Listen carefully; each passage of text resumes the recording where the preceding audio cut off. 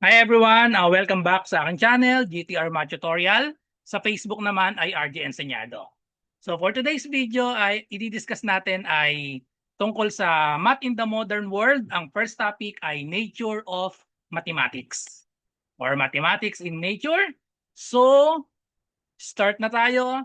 As rational creatures, we tend to identify and follow patterns whether consciously or subconsciously. Recognizing patterns feels natural, like our brain is hardwired to recognize them. So anong ibig sabihin yan? So sabi daw dito, we tend to identify and follow patterns whether consciously or subconsciously. So anong ibig sabihin na itong consciously? Nakakakita tayo ng pattern. Example niyan sa mathematics, halimbawa may nakita tayong numbers na 2, 4, 6, 8, makikita agad natin yung pattern, no? So if we have 2, 4, 6, 8, 10, alam na natin agad yung mga susunod niyan. So consciously, alam na agad natin isolve yan. Ang next pattern niyan ay 12, 14, 16, and so on, kasi yan ay mga even numbers. So another example pa nito, yung mga puzzles, Sudoku puzzles, pag nagsosolve tayo. And then, meron pa tayo pag nag-aaral tayo ng multiplication. And then we have for sa traffic, makakakita tayo dyan ng pattern. Sa weather prediction, so di ba makakakita tayo dyan ng may mga pattern yan. So yung mga traffic, yung sa weather, alam na natin sa umaga, di ba? Yung pagpasok, mga 7 hanggang 8. So traffic yan. After nyan, wala na masyado. Tapos ganun ulit sa gabi. Tapos sa weather, mape-predict naman natin siya. So yung subconsciously, ang example naman itong pattern sa subconsciously, ibig sabihin niyan, example, yung mga recognizing faces. Halimbawa sa crowd, mare-recognize nyo agad yung face ng parents nyo or mga friends nyo. Kahit maraming tao, ayun. So, makikita na agad natin yung pattern doon. Hindi na natin kailangang isipin pa. Okay? So, tapos another sa music. So, pwede rin sa music, pag alam na natin yung, halimbawa, nakikinig ka ng favorite song mo, automatically alam na agad natin yung pag malapit na yung chorus. Okay? So parang maiisip na agad ng brain natin yon dun sa pattern sa music. And then pwede rin sa walking upstairs or downstairs. 'Di ba? Hindi na natin kailangang isipin pa yung pag naglalakad tayo pataas or pababa, bawat step hindi na natin kailangang isipin pa yon. So nakakakita na agad tayo ng pattern consciously or subconsciously. Okay, so patterns and numbers in the nature and the world. Let's start with, ayan, so may definition of patterns. Patterns are regular, repeated, or recurring forms or designs. So ayan, regular, repeated, or recurring forms or designs. So yun yung ibig sabihin ng pattern. Example number 1, ayan. Kung makikita natin may pattern tayo dito, ano yung pattern natin? Alternate, no? So alternate yung mukha dito alternate. Yung una, walang ngipin, no? Nakatawa naman parehas. Ito medyo lumiit yung mata dito, no? Mata ba yan or kilay, tas nagkangipin. Then alternate sila. Alternate. Ito, mga walang ngipin, no? So dito, meron. So ibig sabihin, ang next natin dito, drawing tayo ng circle, ay may ngipin dapat dito. So ito yung pattern natin. Ayan, may ngipin yung pattern natin dito. Tapos, ayan, naka-smile siya na ganyan. Mas maliit dapat, no? Mas maliit. Ayan. So, ayan yung next natin. So, ayan example ng first pattern natin. Another, which figure completes the series? So, ano yung makakapag-complete ng series natin dito? Ano yung pattern natin? So, mapapansin natin itong pattern natin. Una, 3 lang. Black, white, black. Sumunod, naging 4. Ayun yung pattern natin. Naging 4, tapos change. Nag-change ng sign. O, nag-change ng color. Black, white, black, naging white, black, white. Tapos nadagdagan ng isa. Sumunod, nag-change ulit ng color. Change ng color, nadagdagan ulit ng isa. So tapos dito, change color ulit siya, nadagdagan ulit ng isa. So ibig sabihin, yung next pattern natin, magcha-change color dapat tayo. Dahil magcha-change color, kailangan ito, no? Black, white, black, white. So ang susunod natin, black, tapos pag ganito dapat yung pattern niya. Pag ganito yung pattern, madadagdagan ng isa. Okay? So madadagdagan ng isa yung pattern natin. Ganito ang kakalabasan. white ito, kailangan black naman siya ngayon. Shaded naman ito. Okay, so nasaan yan? May shade din ito, may shade din ito. Nadagdagan dito, alternate. So therefore, ang answer dapat natin ay letter A. Alternate na nag-change.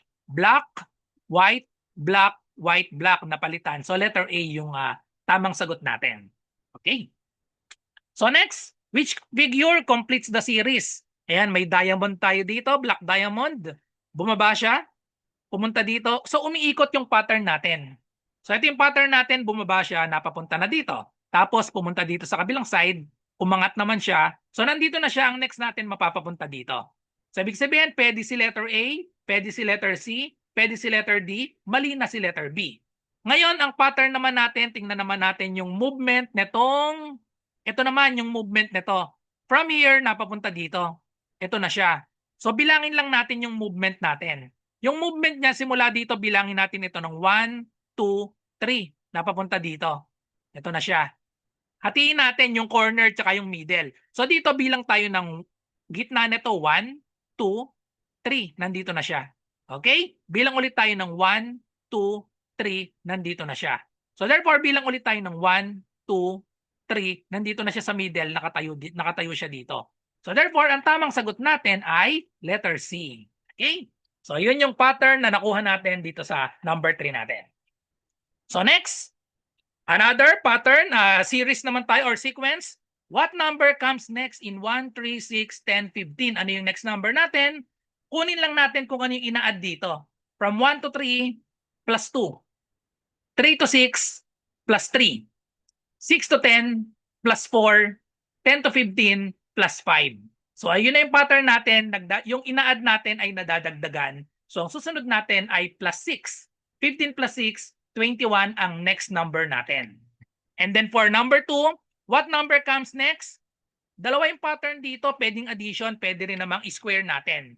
Pag addition, 1 naging 4 plus 3, 4 naging 9 plus 5, 9 naging 16 plus 7, 16 naging 25 plus 9. So ang susunod natin ay plus 11. 25 plus 11, 36 ang next number natin. Another pattern dito, etong 1 pwede yung express as 1 times 1 or 1 squared. Yung 4, 2 squared. Yung 9 ay 3 squared. 16 is 4 squared. 25 ay 5 squared. So yung next natin, 5 squared or 6 squared.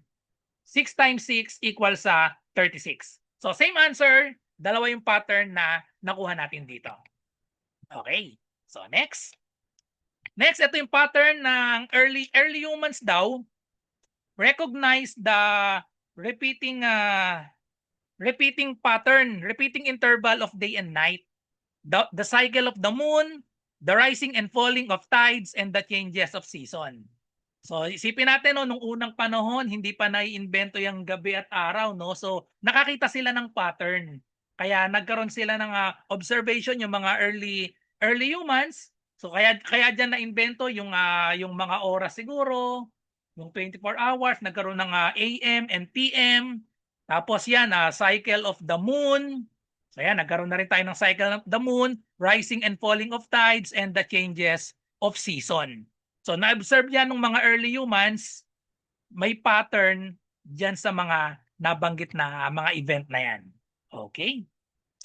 Next, may pattern din tayong makikita sa tiger stripes and hyenas spots. So tingnan niyo yung pattern na to. So sa tiger, no? And then so hyena spot, may pattern din dyan. Patterns are also exhibited in the external appearance of animals. These seemingly random designs are believed to be governed by mathematical equations. So according to a theory by Alan Turing, chemical reactions and diffusion processes in cells determine these growth patterns. So ang galing ng math, no? So meron ding pattern yung sa mga stripes ng hyena, tsaka stripes ng tigers, pwede rin siguro sa stripes ng zebra, ayan, hyena spots. So may mga pattern din dyan. And hindi lang dyan, meron din tayong pattern dito sa honeycombs. It is observed that such formation enables the bee colony to maximize their storage of honey using the smallest amount of wax. Mapapansin natin ang galing nito, may pattern dito sa honey. Tingnan niyo yung shape na ginawa nila. Imbis na circle, no, or imbis na kung anumang shapes, ang ginawa nila hexagon. So ano kayang explanation dyan? Bakit hexagon yung ginawa nilang shapes dito sa formation ng ginagawa nila dito? Dahil para makuha nga nila yung ayun, smallest amount of wax to maximize their storage of honey. Kasi kapag nag-stack tayo, so dito yan, example, ito mga coins ito. Etong square packing, pag inayos natin yung mga coins natin, ay mga circle, no? Pag inayos natin ng pa-square, ang daming space. So kita niyo yung mga space dito, ang dami, di ba? Pag hexagonal packing yung ginawa natin, tingnan nyo, i-minob natin, yung space na, kakaunti na yung space dito. Kumbaga dun sa honeycombs, mas matibay, ano? Kasi tingnan nyo yung space dito, di ba ang laki? Kapag square packing yung ginawa natin. So dito, kung mapapansin natin, ang liit. Kaya yun ang ginagawang pattern ng mga bees pag gumagawa sila nung honeycomb nila, no? Ayan, ang liit ng mga ano dito. So ibig sabihin, mas matibay siya. Kasi kakaunti yung space compared dito sa square. Okay? So kaya ganun yung ginagawa ng mga bees. Ang galing, no? May pattern din. So next, sa flower petals, makakakita din tayo ng mga patterns dito. If you look more closely, you will notice that different flowers have different number of petals. So kagaya nito, meron tayong 3 petals dito. Sa kabila naman, merong 5. So ang karaniwan, flowers with 5 petals are said to be the most common. So pag nag-observe tayo, lumabas tayo, makakita tayo maraming flowers, karaniwan ay eto, 5 petals yung makukuha natin. So may pattern din tayo dyan sa mga flower, petals, and another dito sa sunflower. Meron tayong sunflower dito. There is a definite pattern of clockwise arcs or spirals extending outward from the center of the flower. So clockwise, no? Actually, meron ding ano eh. So ito yung pattern nyo, kung mapapansin nyo. May pattern dito na pa-clockwise. Pero may pattern din itong sunflower na pa-counterclockwise eh, kung mapapansin natin eh, no? Pwede rin tayong makakuha, ito yung clockwise, no? Pwede rin pa counterclockwise. So, paano yung counterclockwise? Pa dito sa kabila, pwede rin tayong makakuha ng pattern. So, ang galing na itong pattern dito eh, nitong sunflower. Pwedeng clockwise, pwedeng counterclockwise yung pattern dito. So, this arrangement allows the sunflower seed to occupy the flower head in a way that maximizes their access to light and nutrients. So kaya pala ganyan yung shape ng ating sunflower. Okay. The snail's shell, ayan, may pattern din tayo dito. Tingnan niyo yung pattern. Ang ganda ng pattern sa snail's shell. Snails are born with their shells called protoconch, which start out as fragile and colorless. So nag-start ito colorless and fragile, no? And the figure on the right, ayan, so it's called an equiangular spiral. So equiangular spiral follows the rule that as the distance from the center, ating center natin, the distance from the center increases, the angles formed by the radii, ibig sabihin ng radii, plural of radius. Radius, di ba, sa circle, ang radius yung simula sa center papunta sa any part ng circle natin, radius yung tawag dyan. Ayan. Pag marami, radii yung tawag doon. To the point and the tangent, to the point remains constant. So constant daw yung may pattern doon, constant daw yung angle na mabubuo natin dyan. The angles formed by the radii to the point and the tangent to the point remains constant. So ito yung ibig sabihin niyan, ito yung figure natin, may logarithmic spiral tayo. Ito yung radius natin from the center. Ito yung radius, tas ito yung tangent. Pag sinabing tangent, nag-intersect lang dito. Ayun, tangent siya. Nag-intersect sa isang point lang. Ito yung point of tangency. Itong angle daw dito, tapos yung angle dito ay pare-parehas. Ayun. Kahit saang part, basta kumuha tayo dito. So meron pa dito, lagay tayo ng point of tangency dito. Ito yung tangent natin, magiging equal lahat ng angle nila. Para ayan, mabuo natin. Itong tinatawag dito ay logarithmic spiral. Makikita natin sa snail's shell. Okay? So kahit saang part daw, makakuha ng tangent dito, pare-parehas yung angle na ito. Okay? And then we have next is the symmetry. Symmetry is the property of an object in which one half is the mirror image of the other half when divided by a line called the line of symmetry or axis of symmetry. Ito yung axis of symmetry. Ibig sabihin yan, pag kinat natin ito dito sa line na ito, sa vertical line, etong left part, pag finold natin, magko-coincide dito sa kabilang part. Ibig sabihin sila ay mirror image. Mirror image. Etong point na to, kasing layo yan ng point dito. Dahil ito nga isipin natin, ito yung mirror. Pantay lagi yan. Yung point na to, pantay dito sa kabilang part. Okay, so yan yung, ang tawag dito ay axis of symmetry. Another, itong regular pentagon natin, or itong pentagon, kung regular man to or hindi, basta hinati natin dito sa gitna, mirror image din yan. So itong point na to, pag nag-draw tayo dito, kasing haba siya, kasing layo siya dito, dahil mirror image nga yan. Itong point na to dito ay magkasing haba din dito. Okay. And then, so we have symmetric. Pag sinabing symmetric, pag hinati natin sa gitna ay magko-coincide. Kapag naman hinati sa gitna at hindi nag-coincide yung first half sa other half, ang tawag doon ay asymmetric. Lagyan lang ng A sa harapan. Asymmetric. Ibig sabihin nun ay not symmetric. So next example ng symmetry, ito yung magandang example, yung Vitruvian Man ni Leonardo da Vinci. So Leonardo da Vinci's Vitruvian Man shows the proportions and symmetry of the human body. So example ng symmetric, yung ating katawan, di ba? Pag hinati sa gitna, pantay yung left and right. Karamihan sa atin, pantay yan. Pantay ang left and right yan. Pantay na pantay. Okay? And then we have other types of symmetry. There are other types of symmetry depending on the number of sides of faces that are symmetrical. So ito yung example natin, may spider wart tayo dito, tsaka yung starfish. So pwede nating i-apply dito yung tinatawag na rotational symmetry kasi kapag pinaikot natin ito, babalik siya sa dati. Kagaya nito, di ba? Parang may tatlong petals ito, di ba? May tatlo siya. Pag inikot natin siya papunta dito, so itong part na ito, lagyan natin ng 1, 2, 3. Kapag itong 1 pumunta dito, yung 2 pumunta dito sa baba, yung 3 pumunta dito, same pa rin siya. Same pa rin ang itsura. Kapares nitong starfish, pag inikot natin siya papunta dito, same pa rin ang itsura. So yan yung other types ng symmetry. Rotational ang tawag dyan. Pag ni-rotate natin, symmetric pa rin siya, bumalik pa rin siya sa dati niyang itsura. Okay? So ito yan, rotational symmetry yung tawag dyan. And the angle of rotation. So may formula tayo. A rotational symmetry is the property of a figure that looks exactly the same after being rotated about its center by an angle less than 360 degrees. Kailangan yung angle less than 360. Kasi yung 360, 1 revolution siya. Pag nagsimula dito, bumalik din doon, edi parang walang nangyari yon kapag 360. Kaya dapat less than 360. So ang ating formula, ang angle of rotation ay 360 degrees, 1 revolution yan, divided by n. Where n is the order of rotation. Okay?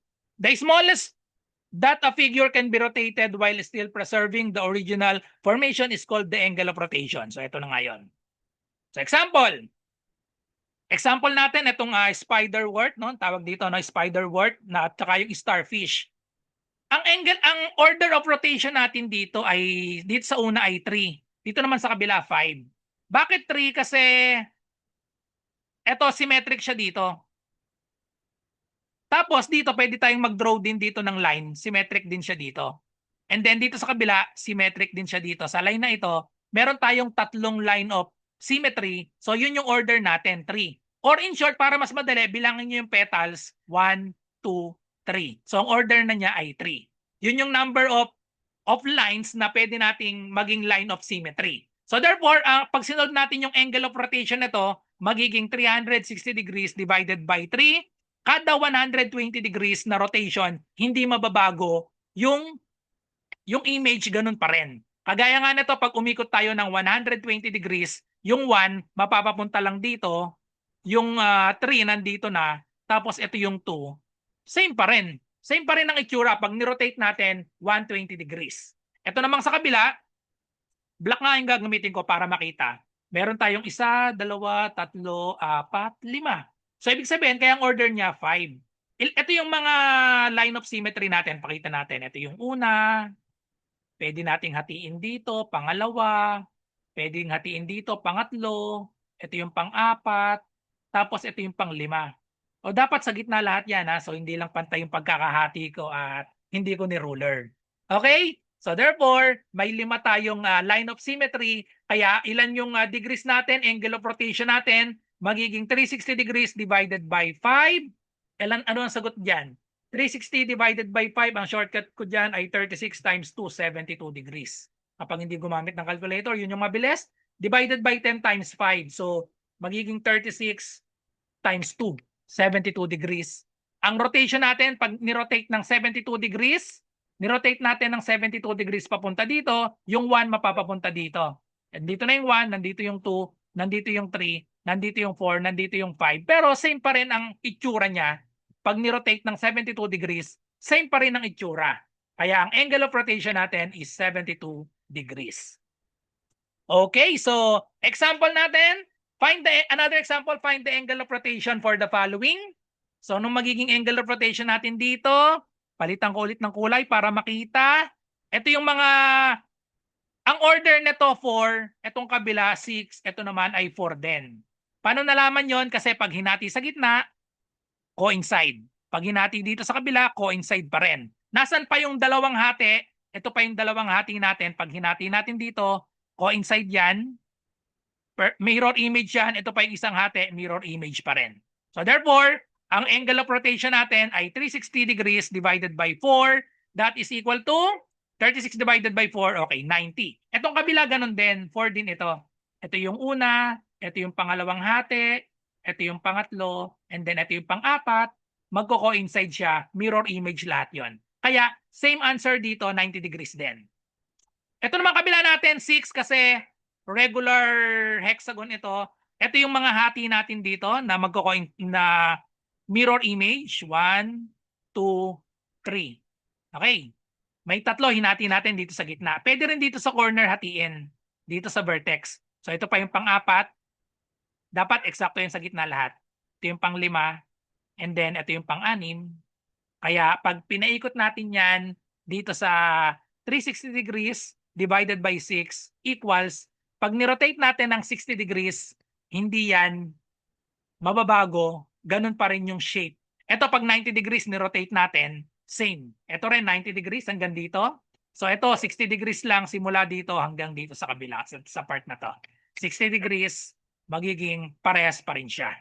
Okay? Same figure ang mabubuo.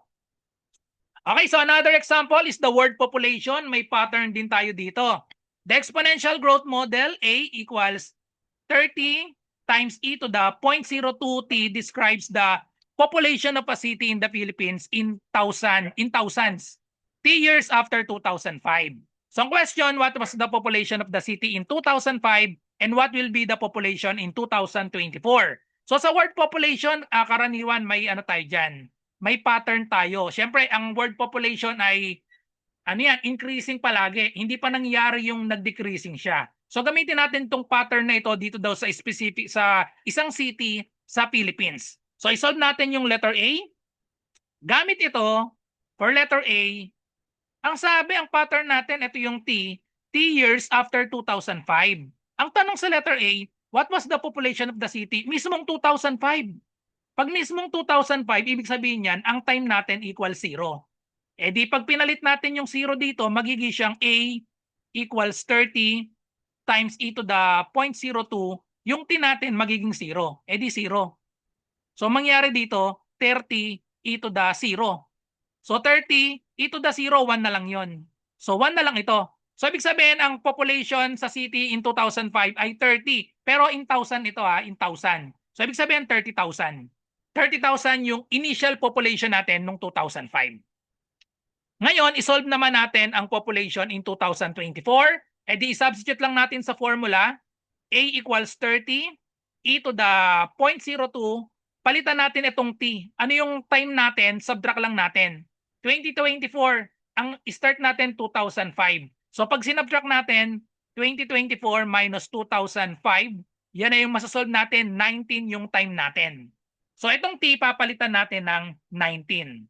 Okay? Pag sinolve natin, substitute lang natin, ayan, solve natin yung population natin, e to the 0.2 times 19, you can use your calculator, 0.02 times 19, that will be 0.38. So, kailangan ng scientific calculator dito. Kapag may scientific calculator kayo, i-type nyo lang ito sa calculator nyo, pag programmable naman yan. Pag hindi, ay ipapakita ko sa inyo yung computation sa ordinary calculator. Ito, ordinary lang yung calculator natin.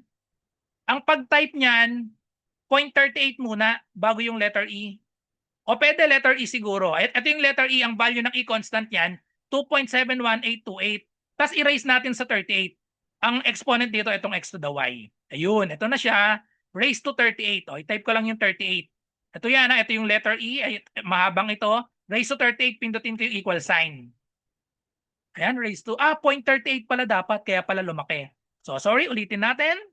Letter E, raised to 0.38. 0.38 dapat. 38 yung nalagay ko kanina. So, therefore, ayan na yung value natin.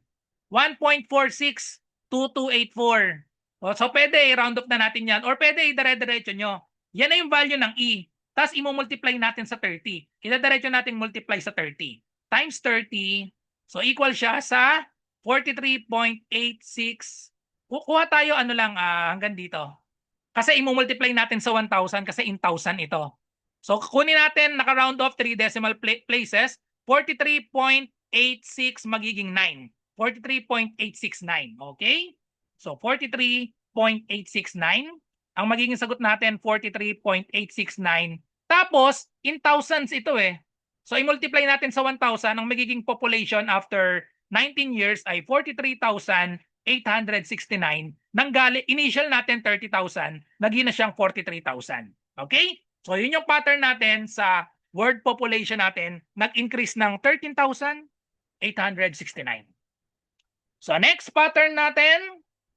Okay, next sequence natin. A sequence is an ordered list of number called terms that may have repeated values. The arrangement of these terms is set by a definite rule. Example, analyze the given sequence for its rule and identify the next 3 terms. Okay. Ano kaya yung pattern natin dito? Ano yung pattern natin? Identify the next 3 terms. 1, 3, 9, 27. Ang pattern dito times 3. 1 times 3, 3. Times 3, 9. Times 3, 27. Times 3. So, ang next natin, next 3 terms natin, 81. Times 3 ulit, magiging itong 81 times 3. Anong sagot natin dyan? Magiging 243. And then next, times 3 ulit, ang next natin, 243 times 3, that will be 729. Okay, so ang pattern natin ay times 3. So next naman dito, 4, 7, 11, 16, 25. So kunin natin yung next 3 numbers natin. Alamin natin ang pattern, addition lang siguro. 4 naging 7 plus 3. 7 naging 11 plus 4. 11 naging 16 plus 5. Ayun, ang pattern dumadagdag lang. 3, 4, 5 yung next natin plus 6. So pag tinuloy-tuloy natin ang pattern natin, plus 7, plus 8, and plus 9. So therefore, ang magiging sagot na natin ay 22 plus 7 is 29. 29 plus 8. So ano yung sagot natin dyan? Magiging 37 plus 9 magiging 46. 37 plus 9, 46. So ito yung next 3 natin, 29, 37, and 46. Next, another pattern, analyze the given sequence for its rule and identify the next 3 terms. Okay. Next 3 terms, same ulit. Ano yung pattern natin? Dito sa dalawang sequence natin, 4 naging 8 times 2 ulit, times 2. 8 naging 16 times 2. 16 naging 32 times 2. Naging 62 times 2. So ang next natin, pag nag-times 2 tayo, 128. Pag nag-times 2 tayo, ang next natin ay 256. And then pag nag-times 2 pa ulit, the answer will be 256 times 2. That is equal to 512. Okay?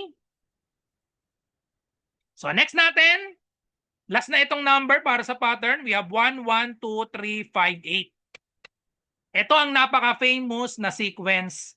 Ang tawag sa sequence nito ay, para makuha yung pattern natin dito, kung mapapansin nyo, itong 2, makukuha yan pag inad natin yung 1 plus 1. 1 plus 1 equals 2.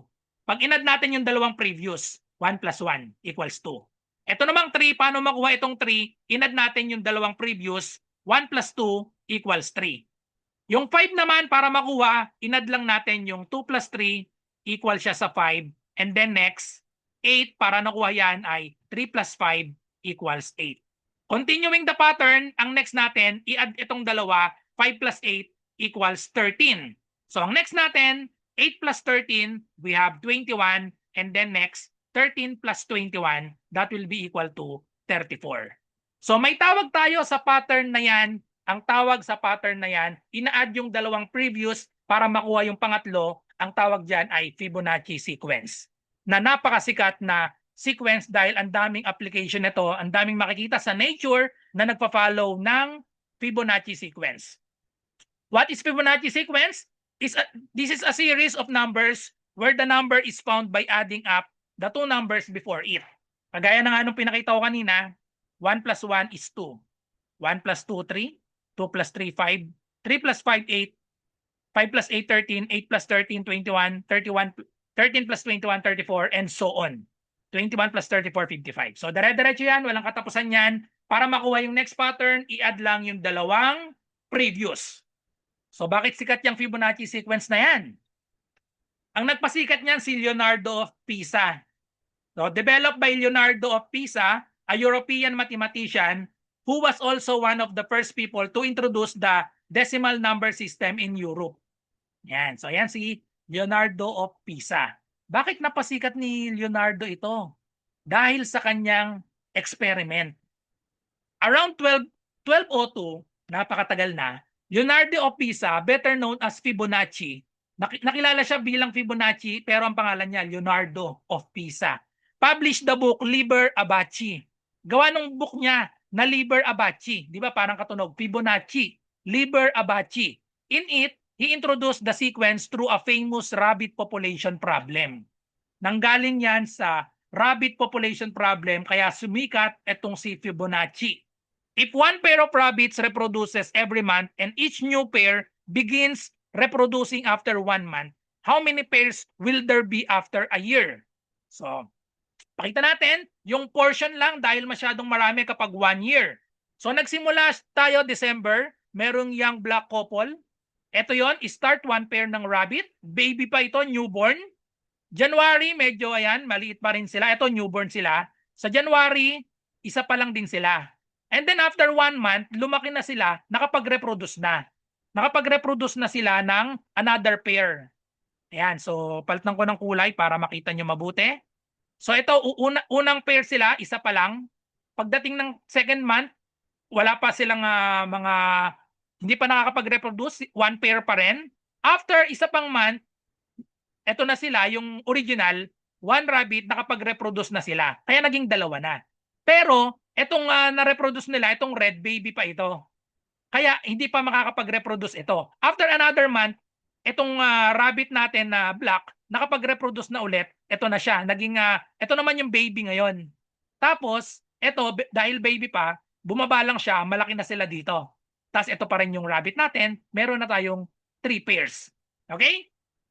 And then, dahil adult na itong black, adult na rin ito, makakapag-reproduce na sila. So ito, na-reproduce na itong red, itong green, baby pa ito baby pa ito, bagong anak. Ito naman, nakapag-reproduce na ito ng, ito baby pa ulit ito, itong brown naman ito.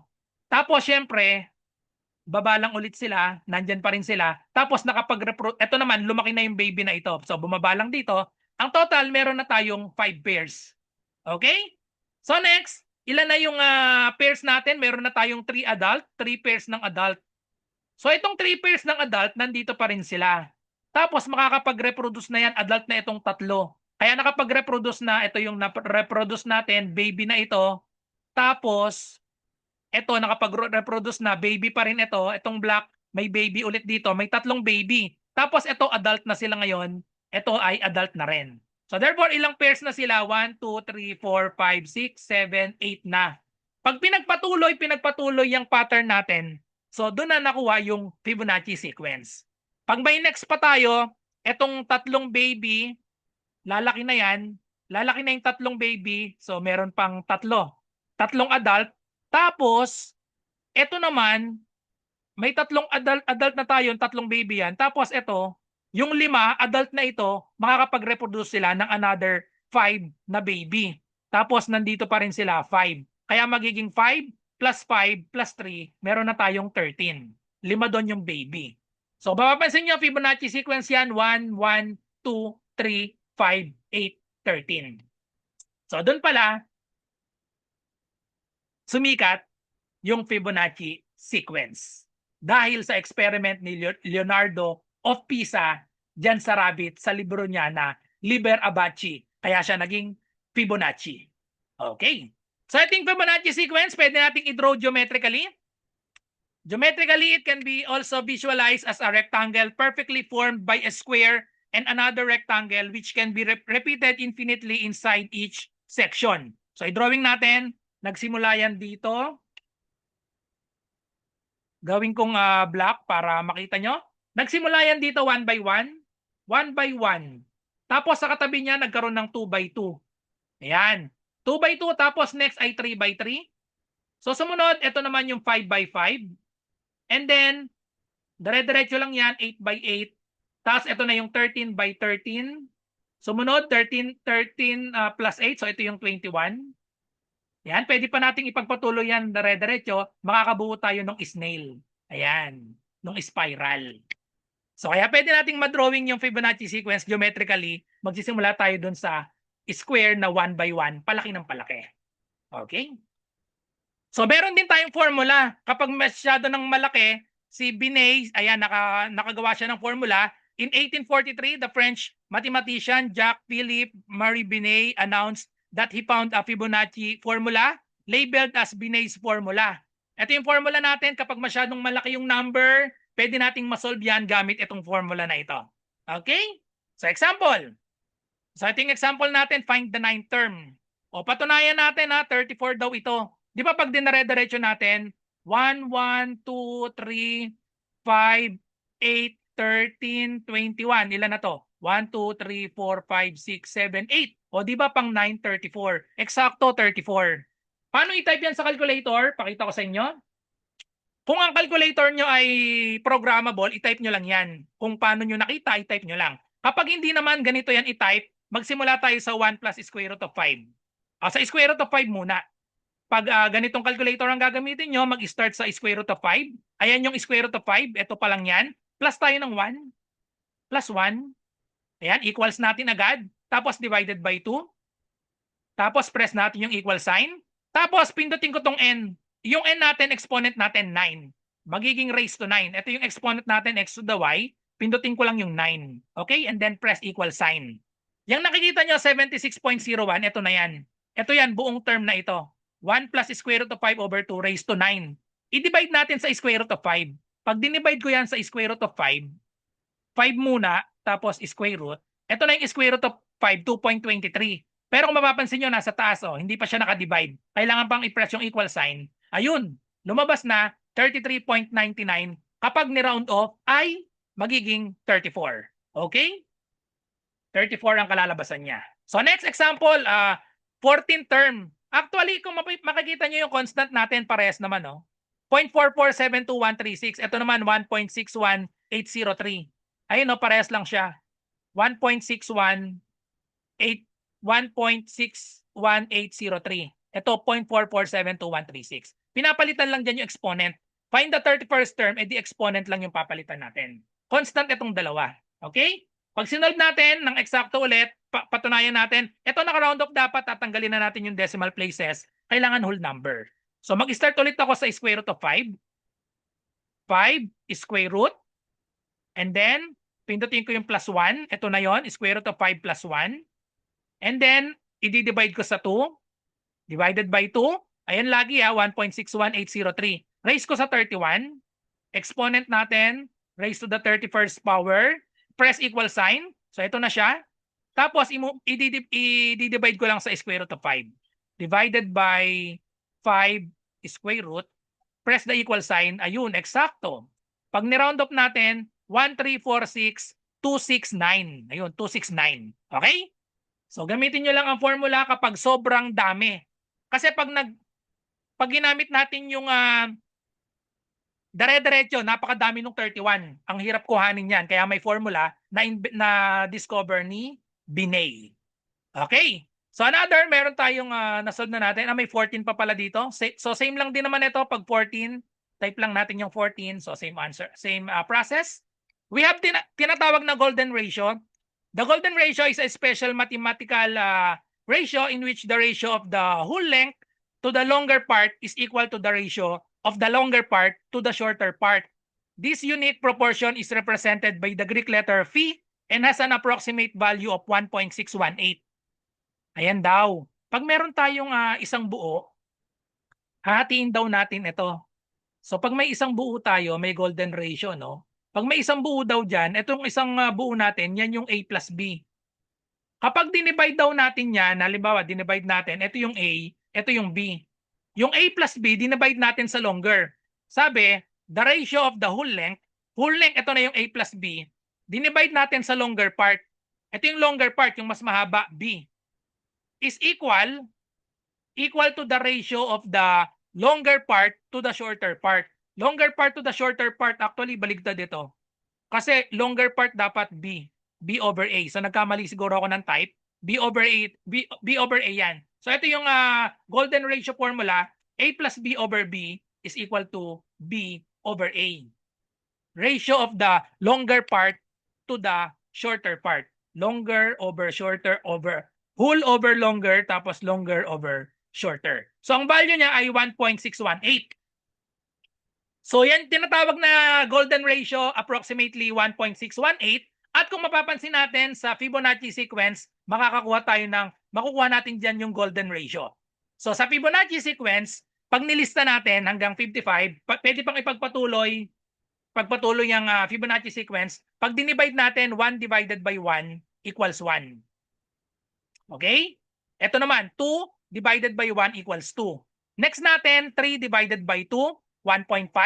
Yung 5 naman, i-divide sa 3, magiging 1.667. Lumalapit na. 8 divided by 5, 1.6.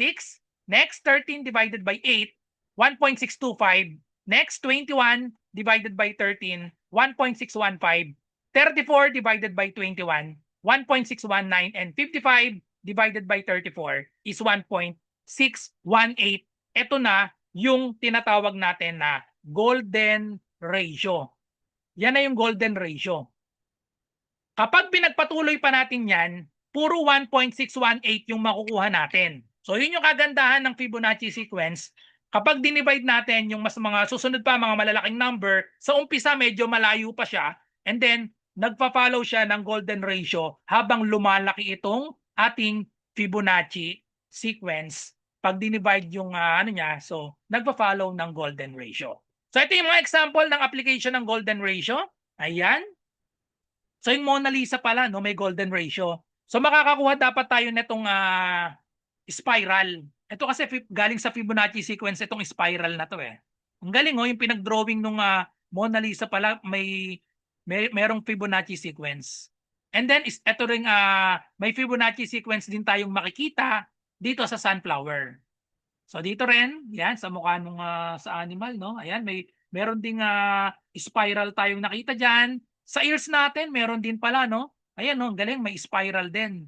Fibonacci sequence. Ito yung Fibonacci spiral. Sa shell, ayan, pinakamagandang example niyan, yung shell, may Fibonacci sequence diyan. And then another golden ratio, makikita natin yan sa face natin. Ang galing. Ang daming golden ratio dito. So mapapansin nyo, so dito sa may 1.618 dito. Pag hinati ito sa lips natin, dito sa nose meron din.